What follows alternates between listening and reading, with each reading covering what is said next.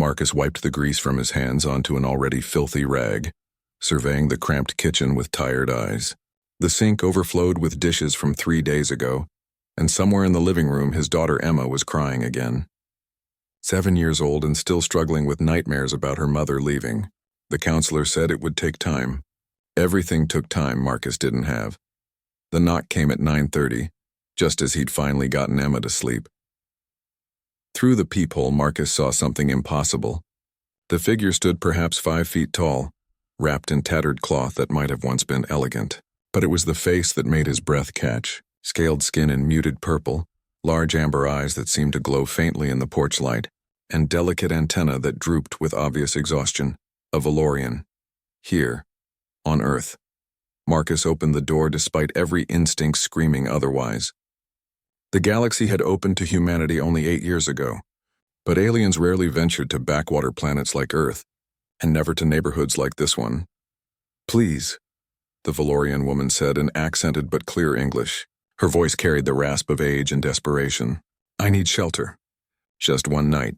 Marcus should have called the authorities, should have closed the door, should have done anything except what he did.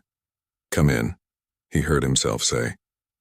The Valorian, who introduced herself as Thessa, moved with the careful precision of someone who had once been graceful, but now fought against failing joints. Marcus cleared the couch, pushing aside Emma's scattered toys and his own work boots. "Thank you," Thessa said, lowering herself onto the cushions with visible relief. "You are kind. Rare among species kindness without reason." Marcus shrugged, already regretting the decision. "You looked like you needed help. Can I get you water, food? I don't know what Valorians eat." Water would be mercy. As Marcus filled a glass, his mind raced through implications. Valorians were one of the Galactic Council's founding species. Ancient and supposedly wise. They didn't end up homeless on human streets. Something was very wrong here. Thessa drank deeply, then fixed him with those unsettling amber eyes. "You wonder why I am here? Why I knocked on your door specifically?" The thought crossed my mind. "I am dying," she said simply. "My time comes soon. Hours, perhaps. I needed somewhere safe to complete my final duty." Marcus felt his stomach drop. "Look, if you need medical help, there's a hospital, and no medicine can help me now. But you can." She reached into her robes and produced a small crystalline device that pulsed with inner light. "I am a keeper. We preserve knowledge, history, truth. When we die, we must pass our archive to another. If we fail, millennia of information dies with us. Why me? Why not another Valorian? There are no others nearby.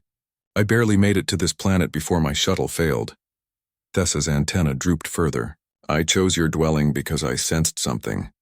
Call it intuition. Call it desperate hope. You have known loss. You understand the weight of responsibility." Marcus thought of Emma sleeping in the next room, of the bills piling up on the counter, of the job he'd probably lose because he kept missing shifts to handle Emma's emergencies. "I'm nobody special. Just a guy trying to keep his kid fed and safe." "Exactly," Thessa said. "The galaxy is full of those who think themselves special. They rarely understand what truly matters." A sound from the bedroom made Marcus turn. Emma stood in the doorway, rubbing her eyes. When she saw Thessa, her mouth opened in a perfect circle of wonder. "Dad, is that an alien?" Before Marcus could answer, Thessa smiled. The expression transformed her face, revealing a warmth that transcended species. "Hello, small one. I am Thessa. What is your name?" "Emma." His daughter approached without fear, displaying the fearless curiosity of childhood. "Are you lost?" "I was. But your father helped me." Emma climbed onto the couch beside Thessa, studying her with open fascination. "You're pretty. Your skin looks like Mom's favorite scarf, the purple one." Something in Marcus's chest cracked. He donated that scarf months ago, unable to look at it anymore. Thessa reached out a scaled hand and Emma took it without hesitation. "Your father is a good man." He opened his door to a stranger. "Not everyone would. Dad helps people," Emma said with simple certainty. "Even when he's tired." They talked for another hour. Thessa told stories of distant worlds, of creatures that swam through gas giants and civilizations that built cities in the hearts of stars. Emma listened with rapt attention, and Marcus found himself drawn in despite his exhaustion.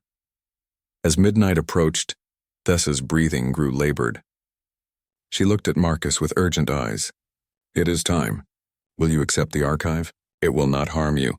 But it will change you. Knowledge always does. Marcus looked at Emma, now dozing against Thessa's side. He thought about the kind of universe his daughter would inherit. One where humans were newcomers, barely tolerated by species who had traveled the stars for millennia. What if he could give humanity something valuable? What if one act of kindness tonight could matter? What do I have to do? Thessa placed the crystal device in his palm. It felt warm, almost alive. Just hold it. The transfer is automatic. The archive will integrate with your mind over time. You will become a keeper, a guardian of truth. Will it hurt? Less than loss already has. The crystal flared bright. Marcus gasped as information flooded his consciousness. Not overwhelming, but present.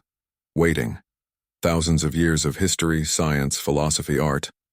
Not just Valorian knowledge, but fragments from dozens of species. A treasure beyond price.